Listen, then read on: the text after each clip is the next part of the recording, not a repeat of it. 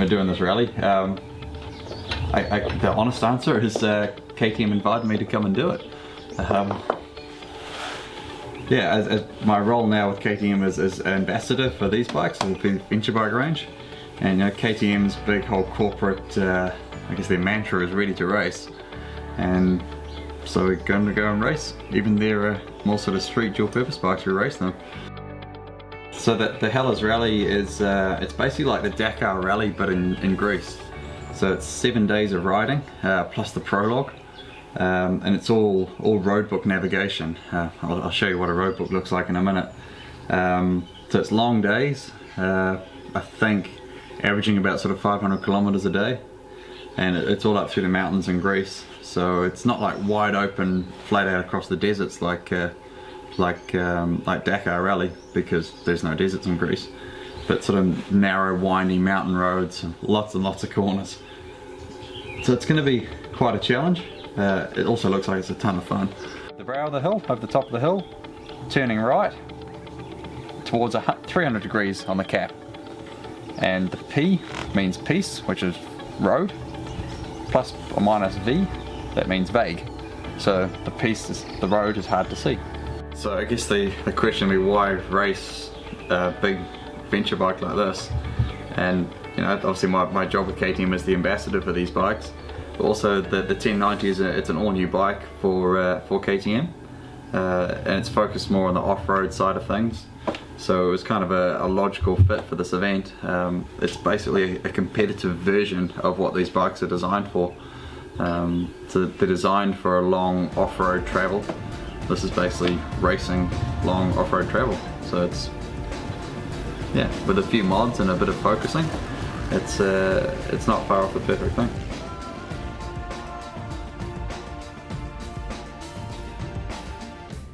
So we've come up the road from my house to a really cool little playground we've got up here. This is where I run all the adventure training schools and the enduro training schools that we do. Yeah, heading out, or heading to Greece tomorrow, so just want to check a couple of little things and try out a weird theory that I've had in my head, a good idea that came to me the other day, and we'll head out on the trails and see if it's going to work.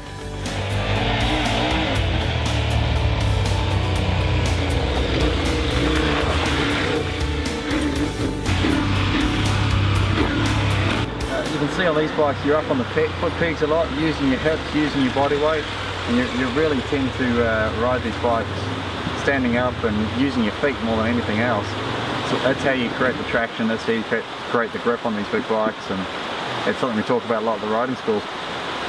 So approaching something like this, the two main thoughts on my head is, oh god, how deep it is, and what's in there. So we'll normally come up pretty slowly.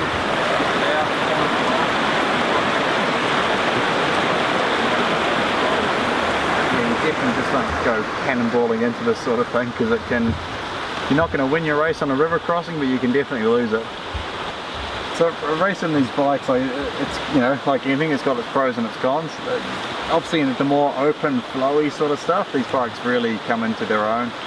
They're quite a bit longer than an EXC, obviously a lot more powerful, so they're very stable in that high speed stuff. Where it's not so good is when it's super tight.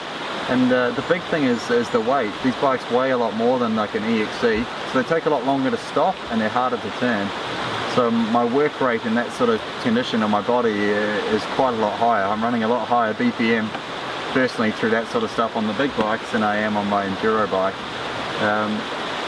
The power is freaking awesome though, so when you get on that big open stuff and you can open it out, these bikes just come alive, and that's what makes them so much fun. You can never ever lacking horsepower with a 1000cc dirt bike. Probably the biggest challenges with these events are going to be what happens when it goes wrong. So the bike's power to weight ratio is very impressive, but my power to the bike's weight ratio is not so good. When it goes wrong on a small bike, on an EXC, I can lift it, I can push it, I can drag it back up the hill. On these bikes, not so much. So that's what I want to go and try now, is I want to go and get stuck, get in a situation I can't ride out of, and I've got a couple of ideas to try and work on to get me out of there. One thing everyone asked me that I talked to about with Rebel Romaniacs is what happens if I go off the side of a bank or get something that I can't get up. Like, am I going to put a winch on the front of the bike? What am I going to do? And it's something I've been sort of, I guess, worrying and thinking about a lot, and this idea came to me the other day when I was out for a run, and so that's what I want to try now. I'm going to try and use the bike to winch itself up the hill.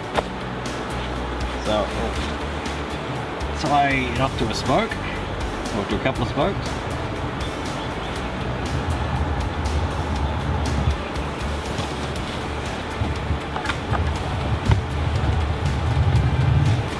It'll winch up around the back wheel and it'll drag me up the hill and I'll be good to go, hopefully.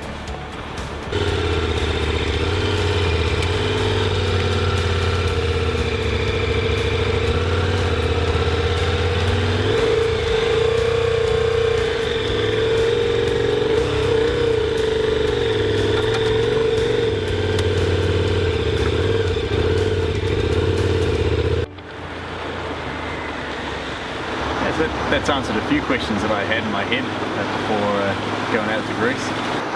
There's still a lot of questions in my head, there's still a lot to work out, but that's part of racing. You work it out on the fly and you make your plan. I'm really excited to be able to do these races. I think Greece is going to be absolutely awesome, and you know, River Romaniacs is one of my favourite races in the world. So I'll check in with you guys after Greece and let you know how I'm getting on.